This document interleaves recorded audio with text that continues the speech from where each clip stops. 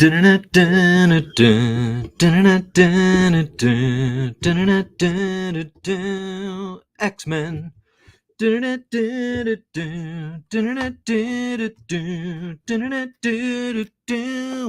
X-Men.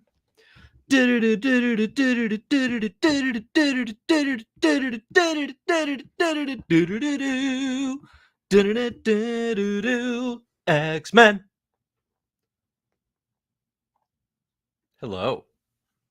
Welcome to Comic Book Herald Live. Hey everybody, I'm Dave Busing, founder and editor-in-chief of comicbookherald.com, host of Comic Book Herald Live on YouTube and podcasts, wherever you get your streaming. I'm trying something new. Y'all in the chat here with me live today. First off, thanks for being here. Second off, you're going to have to let me know, are you seeing anything? Is this working? I have no idea. I'm trying something new to make it a little bit easier to stream with guests. I've been by myself for years now. I'm all alone, right? I've been pretty alone on these streams for a while. And while folks are often like, it's quite incredible that you can talk by yourself for an hour and a half about comics and be relatively coherent week after week after week. Like, folks definitely are giving me my flowers for that. Perhaps there's some monotony. Perhaps things could be easier in conversation. Certainly, I have more fun. Not that I don't enjoy these, but I definitely have more fun doing the My Marvelous Year podcast with Zach and Charlotte, where I have some pals to chat with. Let's see. It says, you sound good here from Tyler. We got Pepto saying, only seeing you, but it's coming through clear. Okay. So is anyone getting audio and video? Is anyone pulled off that feat yet? I would love to hear from you as well. But yeah, so trying out StreamYard so that I can easily get guests on. Obviously, I've done streams. I did a stream last week, right, with Owen Likes Comics. Hope you all enjoyed that, going deep on the Ultimate Universe. You can check it out on the CBH channel if you haven't already.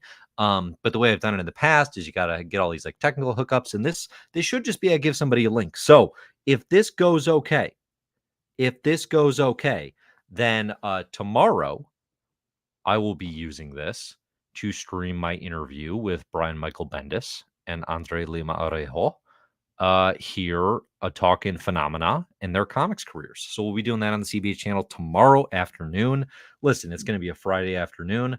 Some of y'all might have plans. I certainly don't. My ideal Friday evening, I order pizza. Kids go to bed on time, happily. And I read comics the rest of the night. That's just how I party. That's just how I rave on a Friday. Okay. But yeah, no, just a couple friends of mine joining tomorrow. Brian Michael Bendis and Andre Lima Arejo. How many friends do you have that you refer to exclusively with their birth certificate, their first, middle, and last name? How many friends in your inner circle do you name like they're an assassin? Like you have full name. Let's see. Dr. Evil Pork Chop says Brian Michael Friendis. Good point. One of my best 115 friends. Anyone who I have interviewed on Comic Book Herald Live, either on the podcast or on YouTube, is one of my closest friends in comics.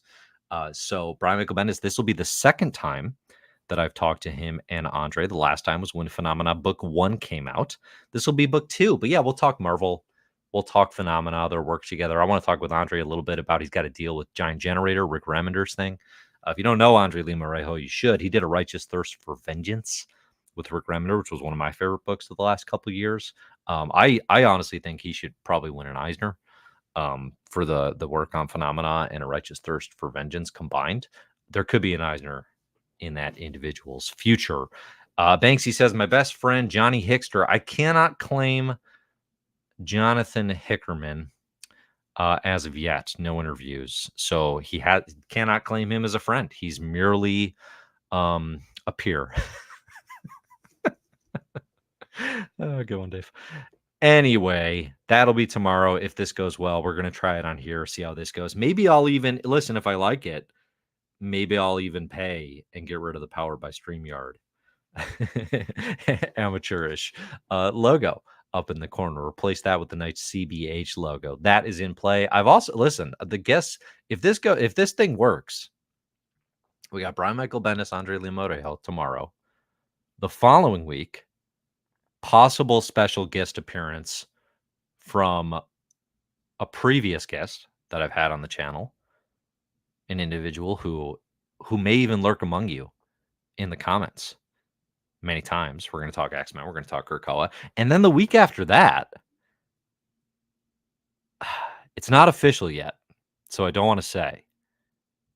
But let's just say the biggest name in comic book YouTubing wants to talk X-Men animated series. Let's just say that it would be very easy for me to explain to you who this individual might be, and we might be doing an X-Men 97 post-game show. Let's just say that might be happening, hypothetically.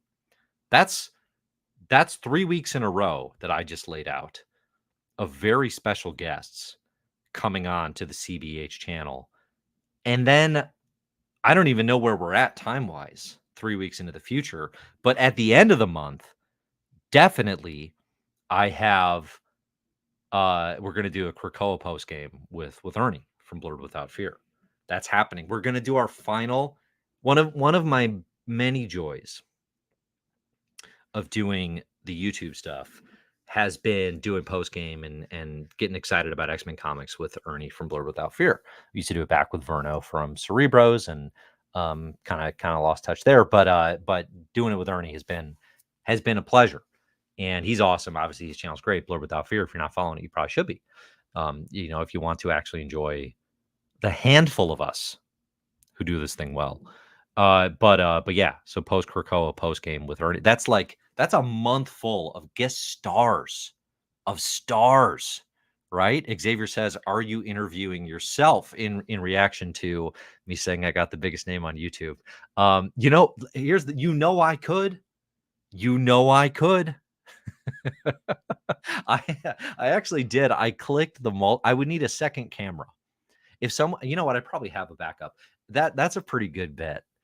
If I got 2 cameras on myself, okay, and I was just doing the you've got me interested. You have my attention. Okay? I'm thinking about it. Yeah, I'm just looking here through the live chat. Every guest has been guessed so far. I won't say for sure, but you definitely got them all very, very quickly. But that's what's coming. That's what's coming in Comic Book Herald Live. It should be a good time. Should be a lot of fun. Just keep talking comics, having fun, digging into the work. Again, just looking to keep this thing spicy, keep this thing fresh as the X-Men comics don't necessarily give us as much to dig into. But today we're going to dig in a little bit. Let's see. We got Rise of the Powers of 10 coverage and X-Men Forever #2 because we did not talk about those with Owen last week. We talked exclusively Ultimate Universe. So we're going to go into Rise of Powers 4 and X-Men Forever 2 from last week. We're going to talk this week's X-Men Gods from last week, talk a little Immortal Thor, and then let's see, we got some X-Men 97. We got a little X-Men 97 to chat about. Okay. On the personal front, I'm doing well. Thanks for asking. This past weekend was C2E2 here in Chicago, the big Chicago Comic-Con. I worked all 3 days as a freelance writer and interviewer for Popverse. Check out thepopverse.com. They do some great reporting and work there. Big fan. I got to work with them.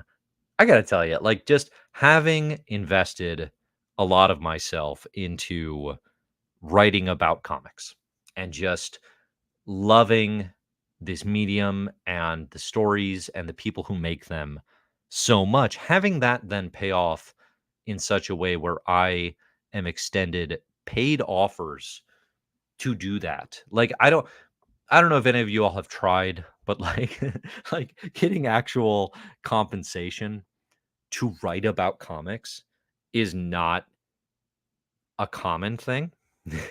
It is difficult. I was at Comic Book Herald when I was running criticism for, for years. Um, Purely by the act of paying my writers, I was like well ahead of the curve. Like well ahead of the curve. Okay. And my goal there was always I can pay CBR money or better. And I did that. And I'm very proud of that. But like just on a personal sort of like motivational level, like just someone being like, yeah, we will pay you a fair rate to spend your time at Comic Con interviewing Chip Zdarsky about Batman. Like, come on. I love that. I love that for me. It makes me very happy. And the people there are awesome. They got a really good team, Popverse. So it was a good time. It was a good time. I got to interview Chip Zdarsky in person. I got to interview Brian Azzarello in person. We'll do some Maz stories. I got some Azzarello stories for you. Okay, the interviews haven't gone up on Popverse yet. I'm still in the process of formally transcribing and putting those down. But we're gonna need to talk about the Brian Azzarello interview. It went pretty well, um, but famously has kind of a reputation as a cantankerous personality. Okay, and let's just say, I'm dropping that one a lot today. Let's just say Batman's dick came up. I gotta say, of the 3 professional interviews I did, 2 of the 3 involved Batman's dick. And I didn't have to bring it up. That's the thing I was proudest of. Okay? I just guided. I just put us around the crotch, right? I just gently put a hand on Batman's quad. I sidled up, and before you knew it, creators were saying, "Bat dick." If you don't know what I'm talking about, I should probably just not explain it and just leave it. Like of course, I would talk about Batman's genitals. No, it's Batman Damned was the first DC Black Label book, and the thing that everyone remembers about it, and this is part of the issue that Mr. Azzarello has, is they showed a full frontal, cloaked in shadow. Let's be honest. Like if I was trying to like get excited about full frontal Batman, this is not the image I would do so with. But technically it showed Batman's penis, and that probably has never been done. And that was like a thunderstorm of news. Okay. That was like that. And that's all. If you say Batman Damned, like that's the first thing that's going to pop into people's heads, creators, journalists, fans, whatever. Right? Okay. As Justin says here in the chat, it's a terrible dick, to be honest with you. There are much better dicks in Batman comics, right?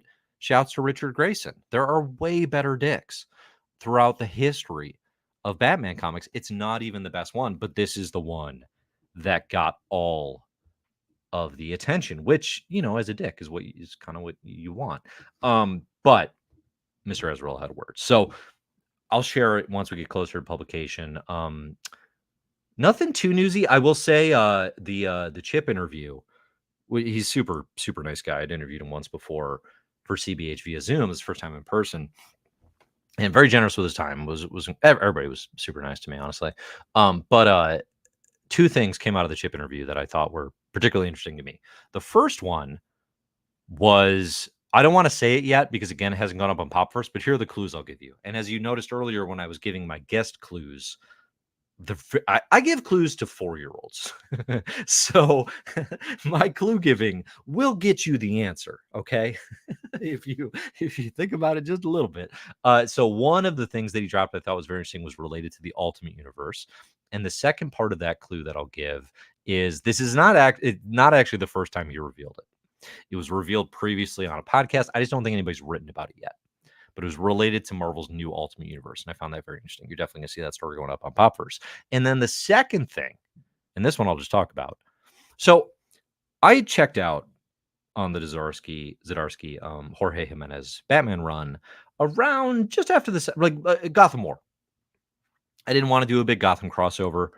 Um, I didn't want to bounce between Catwoman and the whole Bat family stuff. It just didn't appeal to me. So I checked out. I was like, I'll catch up with it later, right? And then I'm coming up for this interview, and I'm reading everything. I apparently like had a huge Brian Azzarello blind spot, so I'm trying to read all of 100 Bullets. I'm trying to read Moonshine.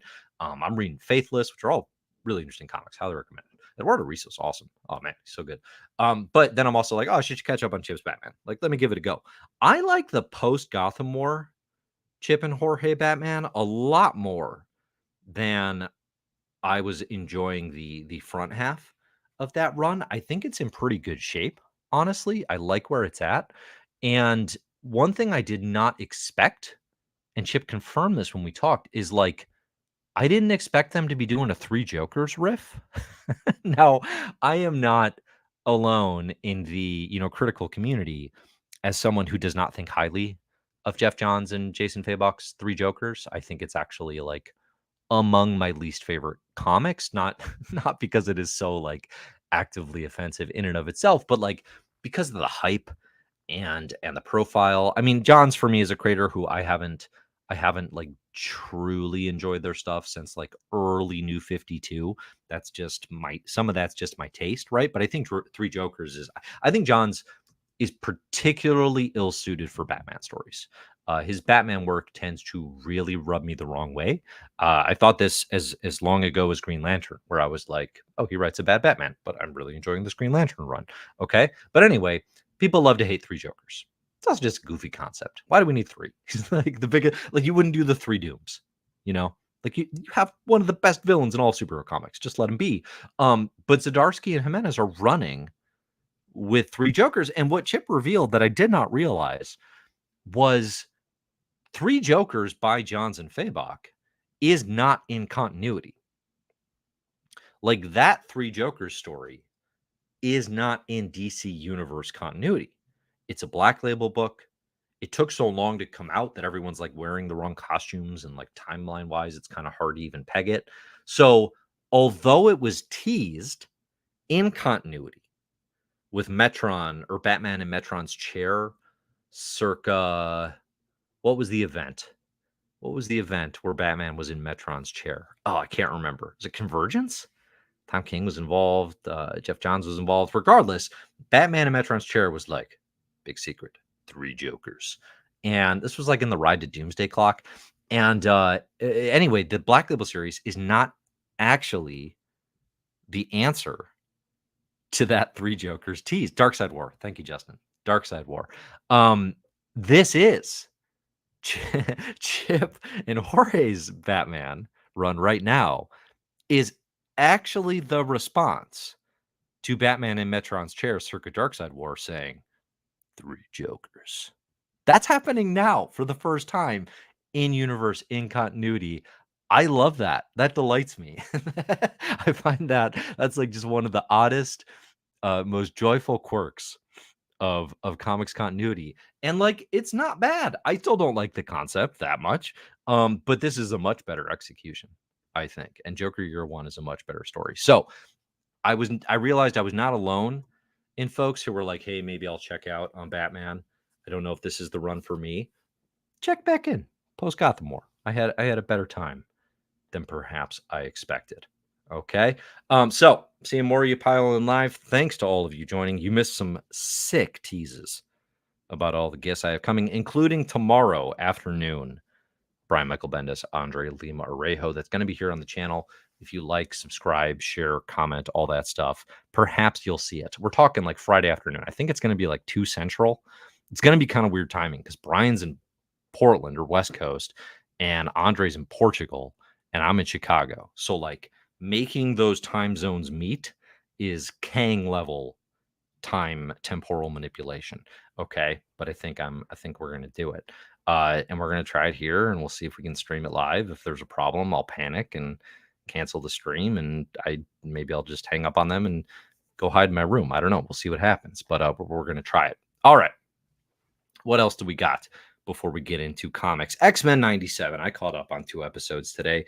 What do you all think of X-Men 97. Who is brave enough, like I was after the first 2 episodes, who is brave enough to take the anti-97 stance? Not I. I'm having a pretty good time. It seems to be quite universally beloved. One of the best things I can say about it after 2 episodes, and this is like mildly spoilery. I predicted this after the first episode, or before the first episode. Okay, Dave Stinney called this shot months ago. So if you've been following me, it's not a spoiler. If you're paying attention, you watched last week's episode, it's not a spoiler.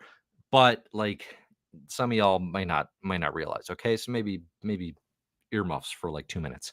Okay, one of the best things you can say about X-Men 97 is it is making rereading Operation Zero Tolerance seem like a half decent idea. That is such praise for X-Men 97 because I promise you, it is not a good idea to go back and reread Operation Zero Tolerance.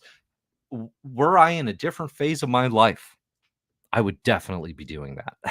I would definitely be like videoing about it and writing an essay but then I'd have to read Operation Zero Tolerance. Tremendous blow to my mental health. The story sucks. It's not good. Don't pretend that it is. X-Men 97 is making something out of it. I love that. I love that for adaptations. I got chills multiple times watching today's episodes. Okay. Listen, I try not to get too horny on Maine. I think y'all know that about me. Obviously, I've been talking about bad dicks today, but I try not to get too horny on Maine. Nightcrawler holding 3 swords. That got me. That got me good. Sword in the tail. I got chills. I got chills there. I got chills with the Summers family. Maybe I'm just cold. I don't know. It's hot here. We got our AC on. I don't know what's going on. I got chills multiple times. The show's got me emotional. It's tapping into all the nostalgic vein. This show is like so wholly committed to being for like Disney adults. I saw someone call it today. It is. I mean, the show is 100% made for those of us who never move past. Right? The Arrested Development still has us obsessing about X-Men. It is not for a new generation at all. I can see if you've got like a teenager, like a young teen, them being super into this. So maybe you're building kind of a new wave of fandom that way, potentially, right? But you're definitely not doing it any younger than that. Like, I joked after the first couple of episodes how like I really wanted to watch this with my kids and they didn't want to watch. I'm so glad they did not want to watch. Like in no world is this a show for my 3 boys. like like definitely not for them. It's for the Invincible crowd. Like I've been saying, like this is for the adults who watch animation. And it did remind me, it's this weird thing because we've been living through this moment where the MCU was so dominant for so long that it seemed like live action was like, like we had crossed that hurdle essentially. Because growing up, I mean, yes, I enjoyed the Raimi Spider-Mans. I enjoyed the first 2 X-Men movies, but it was always like animation is what I fell in love with. It was what I fell in love with first. Things like Spectacular Spider-Man, I absolutely adored. Avengers: Earth Mightiest Heroes was very exciting to me when that came out. Like I was always Batman Beyond. Like I was always more into animation. It always seemed closer to the comics. It always just seemed closer to what they were capable of and why I enjoy the superhero universes so much.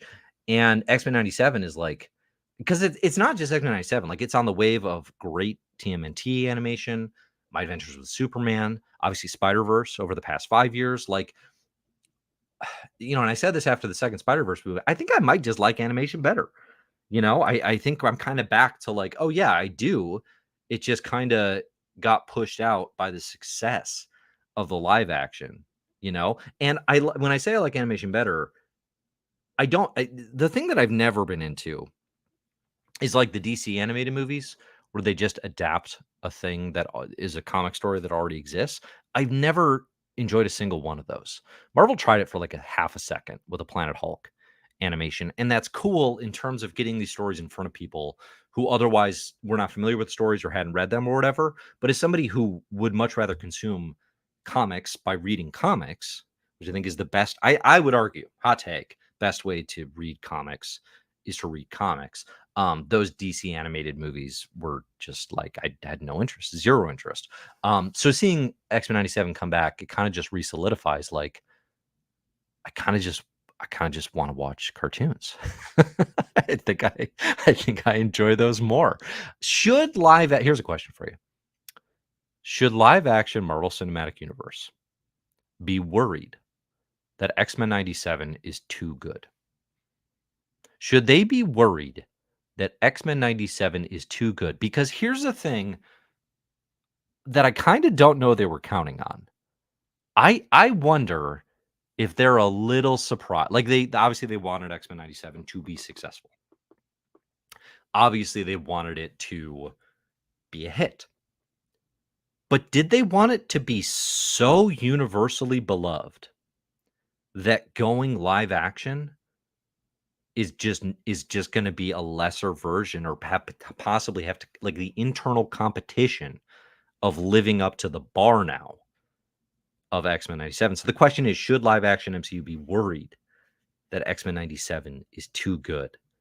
We've got a split of yeses and nos right now in the chat. Just says MCU X-Men are cooked, which is like not a super uncommon, I think, line of thinking at this point. And I think, the fear, like certainly going into this, I would have been like, well, the last thing I want the Marvel Cinematic Universe to do is to just like adapt 90s X-Men, right? Like I don't just want the nostalgia fest. I want them to do their own thing. That's going to be a lot harder now, I think. There's going to be more pressure, I suspect. Although I do think that's very much an opinion of the moment, right? Because X-Men, like this is the peak of X-Men 97 fever, is this first season. As we build toward a finish, they can only recapture this nostalgia once. Okay? It is peaking right now. They're not going to get more hype for an X-Men 97 with the season 2. Season 2 might be really good. I hope that it is for my own viewing pleasure, but they're not going to get more nostalgic hype for the X-Men are back, baby, than they got right now.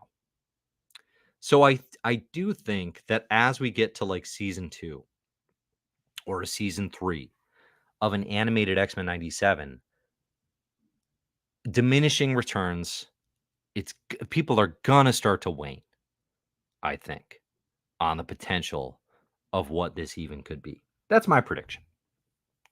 I will happily be proven wrong in it continuing to be excellent and innovative. But I would be surprised. And I think what's going to happen then is then that'll open the door to be like, yeah, let's get back to our bread and butter, our most financially lucrative thing, which is making movies starring, mutants, right? And then that door is going to be open. What are you all saying? Rez says, I'm very tired of live action MCU, truthfully. I mean, yeah, so's Kevin Feige, right? That's why there's only Deadpool and Wolverine this year. That's not an accident. Like they recognize that. This is the year where they say, we know you're tired. Here's a nice X-Men cartoon. I've seen some people say that let's see, Justin says those movies were never going to be good in regard to MCU X-Men. Oh, I don't believe that at all. I mean, from 2008 to 2019, everything the MCU adapted found the angle. Like doubting the MCU especially from 2014 to 2019 was insane. It only became even remotely plausible post-pandemic. And they spread themselves too thin with Disney Plus, and they ended the story is the thing, right? They ended their story with Endgame, and they ended it really well. But doubting them during that phase, you were always wrong. So can they get back to that level of understanding how to do these things with Fantastic Four and X-Men? I do believe it's possible. I do. I don't really subscribe to the idea that they couldn't make a good X-Men movie, or oh, X-Men should be a show. It's so grand. That's always a cop out. I think you could say that about anything. The idea, people have this idea with fantasy and things with lots of lore where they're like, oh, that can't be a movie. It has to be a show. It's That's a huge cop out. Like, it's a different style of storytelling. You can make a good look at Lord of the Rings. You can make a good movie with lots of lore and with lots of story. And you can make it so that little children like me will watch the extended cut over and over and over and over. It's just all about, right, who you get involved with that and if you've got a feel for the material. So I never buy that. And yeah, I definitely don't buy the idea that like they couldn't make good X-Men movies. They can and they will. I would anticipate, you know, but I do wonder now if people are going to be like, yeah, but it wasn't as good as animated series, episode number 5. The part of the reason I think the animated series is going to decline too is like you can kind of only do a decimation once. Tell that to the X-Men comics, right? They've been trying over and over. They just did it again in X-Men Forever. We'll talk about that today. But I think you can kind of only pull that trigger once. And they did it, and it got a huge response, and people didn't see it coming, and we will remember it. But I don't know if they can go back to that well. Let's see, what are the people saying? Xavier says, how many seasons of 97 would it take to catch up to the present? Well, at their current 1 year per season pace, it's 2024. It'll be 27 years. 27 seasons of X-Men 97. Let's see.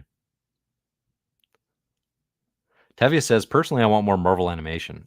That is the other piece of X-Men 97 that I did not know I would be feeling, is I am in that boat as well. I think Marvel can do animation very well if they invest in it and if they care to, And I think the big thing with 97 will be like, how do they view this as a an earner, essentially? Because it's a much muddier picture than their movies, right? With Disney Plus subscriptions and all those things. So like, how do they view investing in other good animation? Because like Marvel animation right now, you got Moon Girl and Devil Dinosaur. They did amazing work with. You got X-Men 97 coming in hot. Like they're on a hot streak, will they see the value in that enough to keep pumping those out? I kind of hope that they do. Let's see. Rez says Buell was fired because of abuse workplace, apparently. I was asking about that this weekend at C2E2 because so you got Buell Mayo was the showrunner on X-Men 97 and unceremoniously fired like days before the first episode dropped. Like right before, you'd be going heavy into promotion and interviews and talking to this individual. And kind of just unprecedented and weird move by Disney, but there were like no details available. So if anyone has any sourcing, you're saying abusive workplace, if you have any sourcing on that, I'd love to see it. But everyone I talked to was like, we don't know. And I talked to some pretty credible people. So I don't actually know. There are a lot of assumptions. There are a lot of rumors. There are a lot of guesses. I would be very skeptical of all of those because I don't think anything official, unless it dropped like today. And maybe it did. I don't know. I'd be very skeptical of people saying they know why he was fired because that does not seem to be public information at this time. I mean, because the thing is like the show is so, that's the other piece is like the show is so good and so competent that obviously now you have fans being like, well, whatever it was, bring him back, and it's easy to get in that mindset, but it's also like, okay, but no, let's hear what it was. Like before we're like, yeah, season 2, let's go. Like, get some details. You might look like an idiot for saying that, Let's see. JJ says now Spider-Man 97 needs to happen. Does it? Does it though? Like, that's the thing is like more animation, yes. More nostalgia pulls? No, that's not what I want. They're getting away with it on X-Men 97. They are. I will throw in the towel that they have gotten away with the nostalgia baiting on X-Men 97. They made it work. Like, huge shouts to everyone involved. Animators, writers, everybody made that work. Just make a good Spider-Man animation. It does not need to be set in 1997. There is no value in going back to the Spider-Man cartoon. It is not. Listen, I loved it. Probably as much or more than just about anybody. But no. No, don't do that. Absolutely not. I would much rather see fresh Spider-Man. I get the only argument against that I will hear today in my court is the shared universe potential of these things crossing over, right? Like, listen, we got a little Doctor Doom today. You throw me some Fantastic Four 97, and that means I get more Doctor Doom in my life. I'm open to the idea. I'm open to the idea. Michael says Fantastic Four is make or break for MCU, in my opinion. It's not. I know it feels that way, but X-Men is. It's X-Men. Fantastic Four could still suck, and it would just be Fantastic Four sucking again. And it would also, it'd be bad, obviously. And I hope that doesn't happen, right? It would be very bad for Marvel, but they still are sitting on X-Men. And because Fantastic Four has had limited to no success.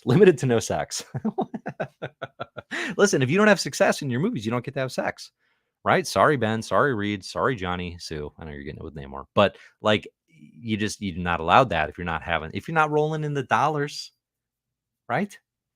That's why I don't have sex, because I do things like rolling in the dollars. Like I said, I'm very much alone on these podcasts. No, I think it's Fantastic Four could bomb. It could bomb, and they're still sitting on X-Men. And you always want to be sitting on an X-Men. Let's see. What other questions do we got? Just says, has Moon Girl gotten season 3 confirmed yet? Well, season 2 hasn't come out to my knowledge. So usually it happens then. So I hope that happens. Xavier says, Beau is a French name pronounced Beau. Thank you. Knew there was no way I was saying that. What's Boo? How would you spell that? Right? I'm saying you a boo thing. I don't care how you do things, girl. Yeah, I have a TikTok. I know the kids' songs. How do I spell Beau then? So much lingo I got to keep up with. Everyone correct me on my pronunciations and lingo here in the chat. Please, genuinely would love to know more. All right, keep your questions coming. Keep your thoughts. We're going to talk a little bit of comics here. Pepto says, speaking of Doom, I was surprised he was working with Bastion. I was not. Doom will work with whoever suits him. He's a baddie. I love Dr. Doom, but I think people often are like, oh, he's so noble. And, he would never do anything wrong. And it's like, no, he's a super villain. Of course he'll work with Bastion if you think it benefits him. It's great. I like this interpretation of Bastion. Also, the biggest thing that I liked was hearing that voice and being like, damn it, I know this voice. I know this voice. I cannot place it. Who is voicing Bastion? And I looked it up, and it's the douchey hot guy from White Lotus. Probably other things, but that's where I know him from. What a pull. What a pull, right? To get somebody who like people will know, but not where it's like distracting, right? It's not Benedict Cumberbatch doing like a Bastion. Benedict Cumberbastion, as we call him in these circles. Oh, I forgot. Oh, I did the wrong song. I'll save it. I was going to do a Bastion-based opening. Tevi asks, question, how do you think Gambit will return?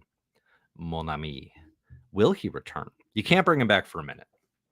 Do not bring that man back for a minute. Okay? Let's let some emotions sit. If they bring him back, it will be Apocalypse. It will be the Horseman. That has been done before. There is comics reference. And they haven't done really any Apocalypse stuff this season. Apocalypse was huge in the actual original 90 series. I think that will be it. Listen, that is a Dave Stinney lock that if we bring Gambit back, it will be Horseman Apocalypse stuff. Okay. Xavier says, where can we send you things? Also, can we send you things? Is this a thing YouTubers do? Did I just refer to myself as a YouTuber for the first time? That's concerning. We gotta take a few steps back on this question. You can send me things at cons. Like I was at C2E2 this weekend. I'll be there again next year. Like come to C2E2 and send me anything you want. As far as like mailing address, I'm not just gonna like give out my mailing address. If enough people volunteer, thank you for a generous thought, I suspect. If enough people are like, I want to send you cool stuff, maybe I'll like do a PO box or something. But right now, that's not a thing that I have. Um, and you don't need to send me a thing. I like being here, and I appreciate you being here, and it's that is the support that I need. Tevi says Doctor Doom is a jerk. Immediately followed by Dow saying Doom is funny. Controversy brewing. I haven't read Bloodhound yet. I'm seeing some Bloodhound references. I like Jed McKay. I like Pepe Larraz. I like Marta Gracia. I have no interest in this event. I bet it'll be decent. Those are really talented creators. If people are like, "Oh my gosh, you have to read Bloodhunt," I could be swayed. But at the moment, no. I'll wait. Does anybody else have any theories for Gambit that are not my theory? I'd like to hear something else. Let's see. Doesn't look like it. Doesn't look like it. Tevi asks, with X-Men 97 being a success, will this open the door for more Marvel animation like return of old shows like EMH? I doubt something like an Avengers or Mightiest Heroes.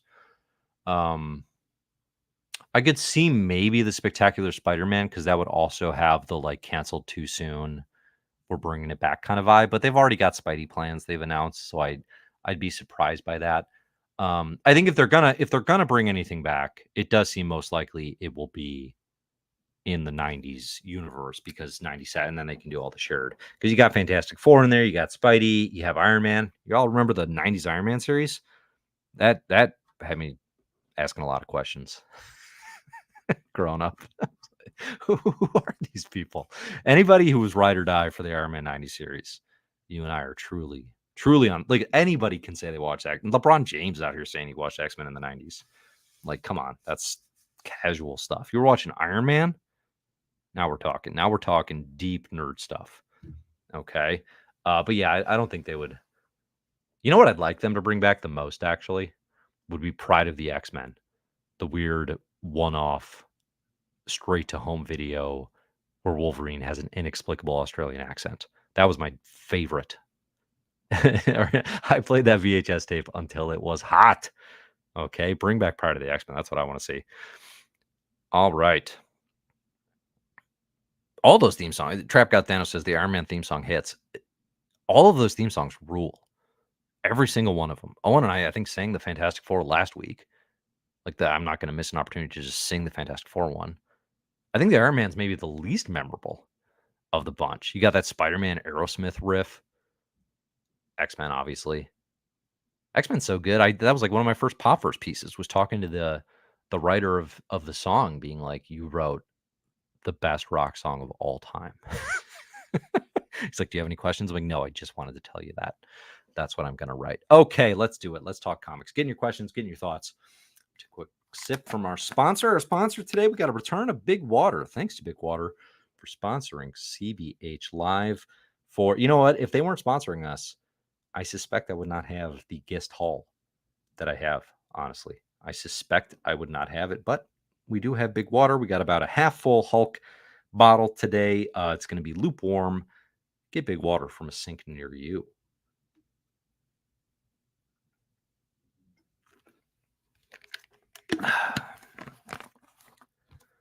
Emmanuel says, Dave, don't forget about the 90s Incredible Hulk cartoon. You're right. That one is actually probably the least. I watched the least of the Hulk. I know of it.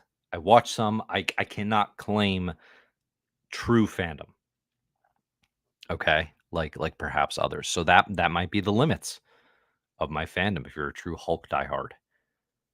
All right. Let me know if anything weird happens on the stream now, because again, trying something new today. We're going to see how this goes. Also, let me just take a lap. I called Bastion. I called Operation Zero Tolerance. The gift of prophecy works in mysterious ways. I never know when it's going to strike. But one thing I do know, if you follow Dave Stinney on Comic Book Herald Live, you will know more about what is coming than anyone else in any nerd sphere. Okay? Because I will predict stories to you well before they happen. Some people call this prophecy spoiler. My channel has been outed never for spoiling things without warning. The comics we're going to talk about today may include some spoilers. If you're scared of that, please run now. But prophecy-based spoilers, where I call things too far in advance and people are like, you ruined the story for me because of your gifts. They're a curse for me too. I can't enjoy things the same way I used to with these abilities, right? I'm not sitting there like, oh, I wonder who it's going to be. Could it be Bastion? I knew years ago. Okay. So let me take a lap. Let's celebrate Dave Stinney's prowess. I can't, honestly, it's getting concerning. Like, I've been right so much lately, so much that I am starting to believe in myself. I am starting to think that maybe I'm actually decent at this. I'm going to need you all to keep me honest and highlight all of the times that I have been deeply, deeply wrong. Because otherwise, I am absolutely believing. Okay. All right. Rise of the Powers of 10. Number 4. We also had X-Men Forever. Number 2 out last week. Let's see. Today there was an issue of X-Men. Let's you know what? As long as I'm out here taking laps. Justin writes, "Fine, Dave. You win. Didn't know we were competing, but thank you, Justin. As someone who genuinely likes most of what this is Justin. As someone who genuinely likes most of what Jerry Duggan did for the Krakoa era, I desperately want From the Ashes to get here. Fall of X has overstayed its welcome. Happy now?" I love that the Duggan heads. If you're a Duggan head and you're still listening, thank you so much for your support and for your show of good faith in being able to listen to someone who maybe doesn't like the same things as you in the same way. It takes a bigger person to be able to do that.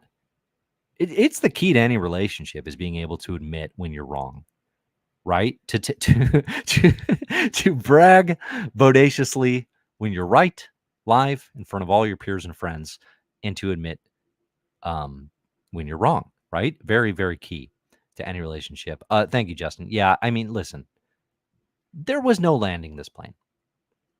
And I think that's been clear for months now.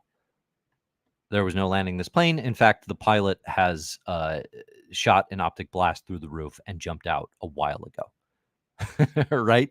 Like, the individual flying this Blackbird left the plane and said, screw it, I'm not doing this again.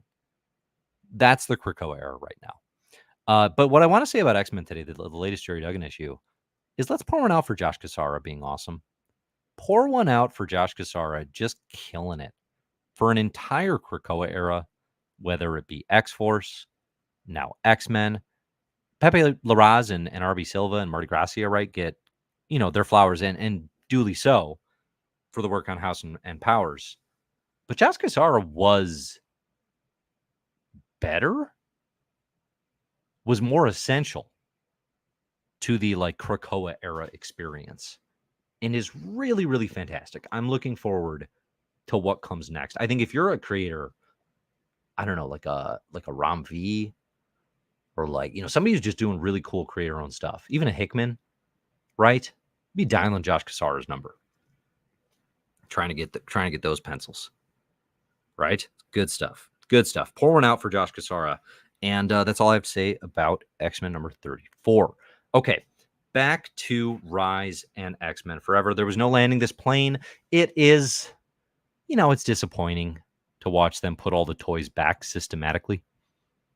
It's the thing that is coming, but again, because of the speed of this, because of just the complete lack of support or interest in this era anymore from the top down, right? It's just now just this game of like, it's watching your honestly, I'd say it's watching your kids clean up, but that would be more exciting because that means they listen to me and they're taking responsibility. So I can feel some pride in that as a parent and being like, look at my boys doing such a nice job cleaning up their mess. Um, this is not as satisfying as that. Silva still has glimmers of magic. I think he's not going to be on issue 5, so who cares? Like that, when I saw that, and I don't know if this is even true anymore. I saw this listed and it was like, yeah, RB Silva doing 4 of 5 issues of Rise of the Powers of 10, but we cannot keep him for issue. Oh, it was Kieran Gillen's newsletter is where he said it's not going to be Silva on issue 5. It's just like, good grief, have they given up? They're done too. Everybody here is done. And I've been feeling that, and I've been saying that for months. And as a reader, listen, if the people making the thing are done, you don't have your fandom does not insist that you invest as well. It's over. The Krakoa era ended with the when. When was the official ending? Do we go through Resurrection of Magneto? Do we give Al that? I think we could do that. Because it's either that or it's the end of Immortal and X-Men Red. Like, that's a nice time to hop out. I still, am interested in just like big picture wise, what was Gillen's thinking in terms of how he would wrap things and play this game in Rise. But the problem now is that in the effort to just in the most hollow way mirror the success and shared 2 series that are oneness of House and Powers, Rise has to like play with Fall and Fall. Like, I would rather fall off my roof than read more Fall. I would rather listen to nothing but the Fall, who I do like quite a lot, but never again anything else. I can only listen to the Fall and their influences on Pavement than read the Fall. I would rather it was only seasonally Fall, never again spring or summer, or a nice Chicago winter. Absolute ecological havoc, complete endangered species wiped out, seasonally only Fall, than have to read the Fall. Like, it's not great. It's not great. Rise was pretty good. The Rise of Powers 4 and X-Men Forever 2 are when it listen, finally caught up with them. It's like, oh, okay. We're done here too. We're done here too. The big thing that happened between these issues, was the 5 stay behind in the White Hot Room. Okay. And they're going to resurrect all these mutants that died fighting Orcus. So, like, we're bringing back some mutants. Okay. We got to revive Mr. Sinister. He's helping. Okay. They're going to send them back to Earth through Mother Righteous-y plot machinations. But a lot of mutants, like a bunch, like the, your D-listers, but like, supporting characters, people that made up the fabric of Krakoa being interesting, they're staying in this White Hot Room. So, like, it's got the feel, and it's kind of downplayed because everything is just fast and under supported at this point, but like, it's kind of giving the feel of like a Decimation 2.0, where you just have all these mutants who just are not coming back to life. And presumably this is like editorially in line with what is desired for the next era, to have like mutants just have fewer in numbers. They're no longer a controlling power in the world. They're small again and discriminated against, and they're fighting back. They're a true minority, right? In the ways that I suppose they've often been perceived. Um, I wasn't like hugely bothered by this in the moment, but it's one of those things where I don't love it when stories are so clearly like big plot is happening just to like support and sort of a financial or editorial mandate. It's one of the problems you see a lot with DC with crisis stuff now, especially where it's like, these books are talking so much about how many multiverses there are that it's like they forgot to tell a story. You're so focused on resetting your DC encyclopedia listing that you forgot to tell a narrative. And this has that energy in leaving all these mutants behind in the white hot room.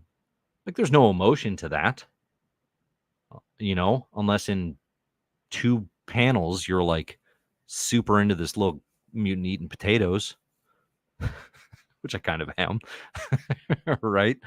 I am glad. I don't know. What did you all think? Do you all feel like, oh, we're getting decimation again? And this kind of sucks, or are you unbothered by that? I don't really know what the temperature is on that. I am glad and not entirely surprised that Professor X is out here scheming and is not just wholly jumping the shark as an evil baddie, right? Like, yes, he killed Rachel, but it's part of a plan, and he's trying to get to the White Hot Room or get her to the White Hot Room so she can resurrect the Phoenix, which is, kind of the inevitable conclusion to all this that we've all been talking about for years now. Yet it has none of the impact that, I think we hoped it would. Back when we read that data page and saw Dominion's weak to Phoenixes, I bet that'll come up again. And now we're here, and it's like, yeah, okay. But at least Professor X had a plan, I guess. I don't know. Is that any better? Not especially.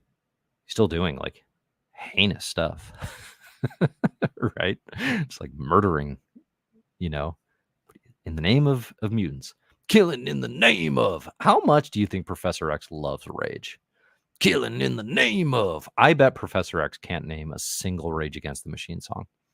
I would be willing to bet a lot of money that he could not, for the life of him, pick out a Tom Morello riff in a crowd. This is a man with untold psychic abilities, and I could be standing in front of him going, killing in the name of, and he still would not pick up off me. That was Rage Against the Machine. He would be like, is that a TikTok meme? I don't understand what's happening. There's no way he's familiar with Zach De La Rocha, with Tom Morello, with anyone from Rage. Right? There are those who work forces, the same who burn crosses. He'd just be like, why are you doing freestyle poetry? Is this a beatnik thing? Oh, we have fun. Okay. I think that's it for X-Men. I don't, do we have anything else to say about that? I like the sentence launching Knights of Sentinels. That's the thing Nimrod says. That's a good sentence for Nimrod to say. Here's some RB Silva magic. He's still got it. He's still got it if he wants. Dow says Charlie looks more like a Yo-Yo Ma guy. Yeah, for sure. Right? Classical. Doesn't have a Spotify account. Still just plays his vinyls of Yo-Yo Ma and Mozart and Beethoven. What's like the edgiest thing that Professor X likes? Like, will he get down to rumors? Not like slanderous gossip, like the Fleetwood Mac album. Like, is he like Magneto, like gets him a glass of red wine, throws a little Stevie on the speakers, and Professor X gets loose? You let me know. You tell me. What's the edgiest thing? Tevye says Professor X likes heavy metal. This would make me respect him more. Definitely. I would be a lot more into Professor X if he was like, have you heard the newest Mastodon record? What do you think about Baroness? I listened to Mayhem this week for the first time because that is apparently one of Brian Azarella's favorite bands. Learned that in an interview with the individual. Norwegian black metal. I didn't love it. But it washed over me for a day. If Professor X was like super into Norwegian black metal, that'd be a nice wrinkle. You could write that into his character.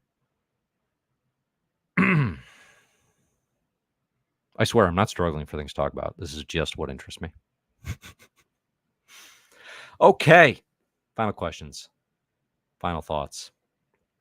Mr. Dr. Evil Porkchop asks a very important question, which is, what is Charlie's birth year canonically? I have no idea at this point. I think all the World War II stuff. Well, how do you have Magneto still in the Holocaust?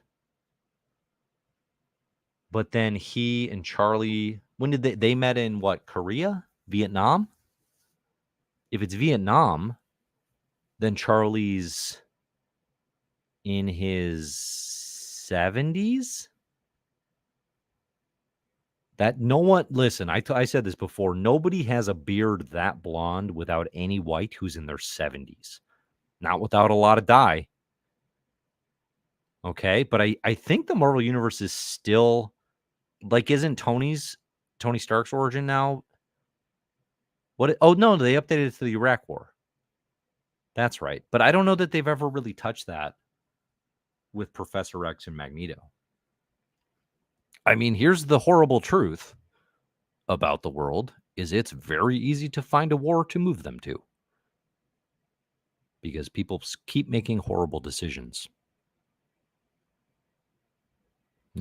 So you want to play that sliding timescale game. Probably ain't as hard as you'd like. Gods. Number 7 came out last week. We'll go in order. Immortal Thor, number 10. We're back from the world of Chad Hammer. Al Ewing is writing a Thor who can only think in banter and tired cliches. Like, that's going to leave a mark. And he's behind me, isn't he? Again, enjoyed him poking fun at that. It felt a lot like Al taking shots at MCU Thor, probably Love and Thunder specifically.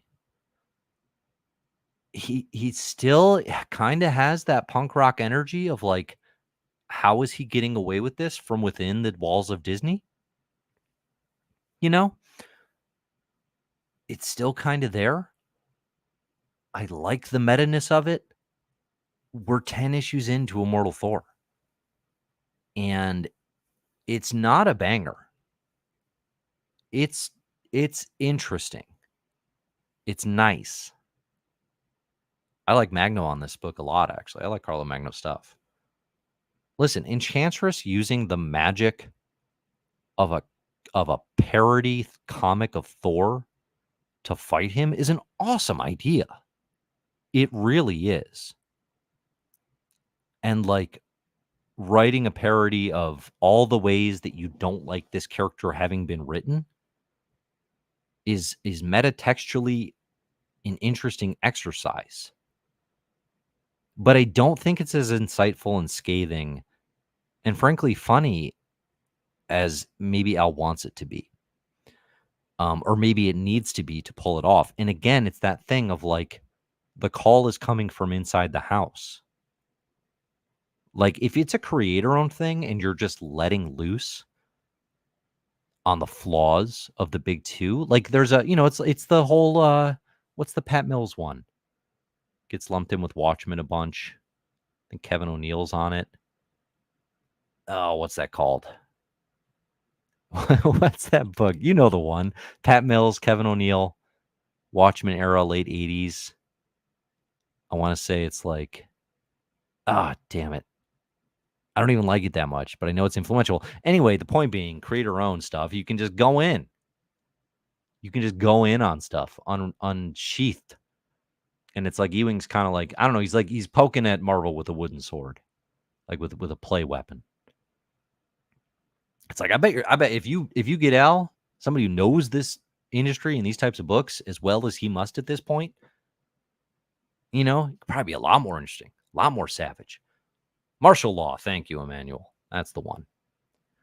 But yeah, Immortal Thor's in a weird place. It's just, I don't know. Like, again, the bar is Immortal Hulk. We're 10 issues in. It's well below that bar. It's not even touching that bar. So I think it's not, people are often bothered by high standards.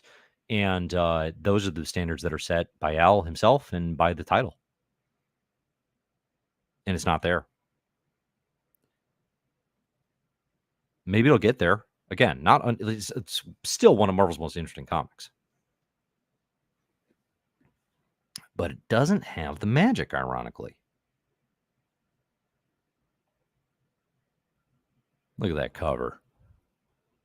You could almost forget that this era. Oh, Josh Cassara. That upside down Professor X with Omega Sentinel, too. Oh, Wolvie in the Rain from Cassara. Come on. That's that stuff. God's thoughts, real quick, before we wrap. Getting your final questions, getting your final thoughts. The last couple issues are the best of the book.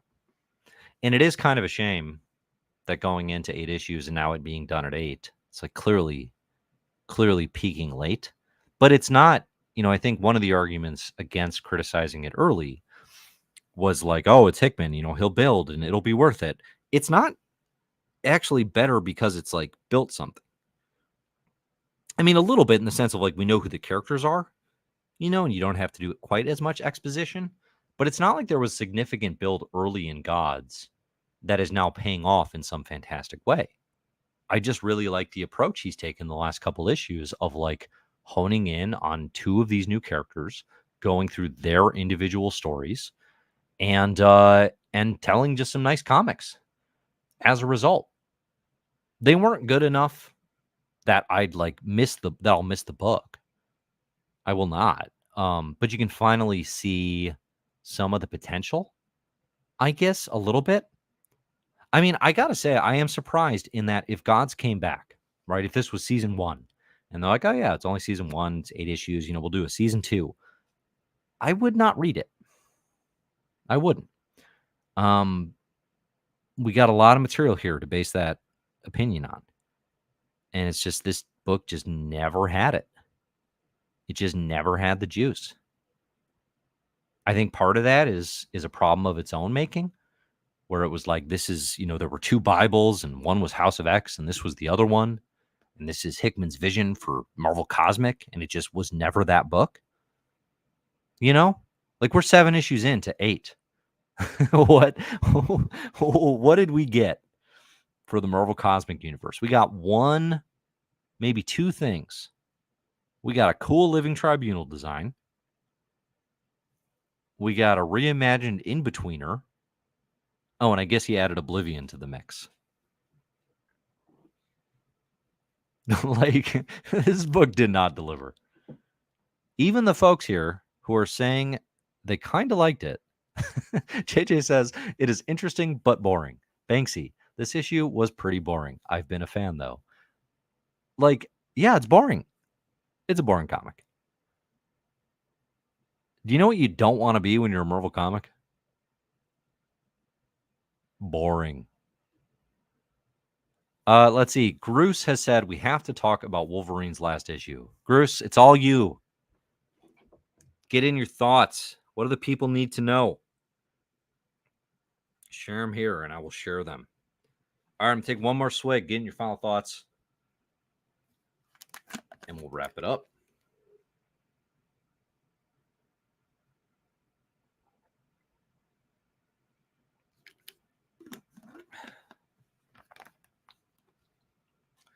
Tevi says you don't want to be boring or rage baiting like Amazing Spider-Man. I would rather read a rage baiting Marvel comic by far than a boring Marvel comic.